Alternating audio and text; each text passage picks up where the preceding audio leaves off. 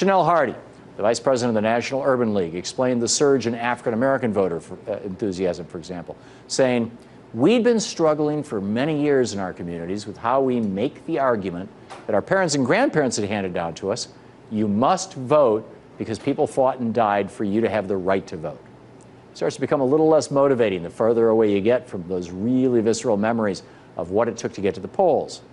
But then you bring back a 35-state assault on our ability to vote, and it really starts getting reminiscent. All the things our parents were telling us and our grandparents were telling us become visceral to a new generation.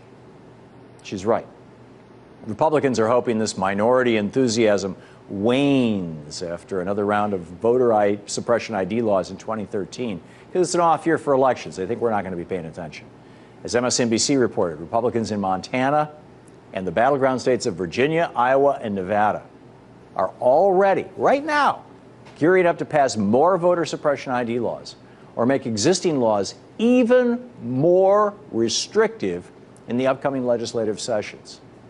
In Wisconsin, Republican Assembly Speaker Robin Vos floated the idea of his state adopting a new voter suppression ID law, too. In a recent interview, Vos said, "Having photo ID is something that is broadly supported by the public and is something that I really hope we will have in place by the next general election."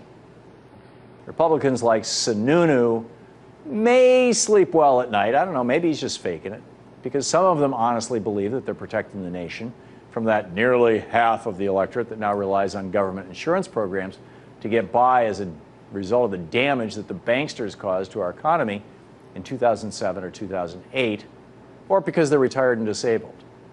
But people like Sununu believe that if they can just keep the poor and minority voters from the polling stations on Election Day, then the Republicans are going to win. And then they can cut loose the social safety net.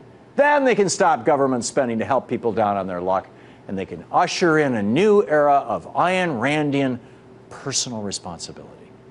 In fact, most Americans would likely agree with Ted Nugent, who in the Washington Times recently called for suspending the right to vote of any American who's on welfare.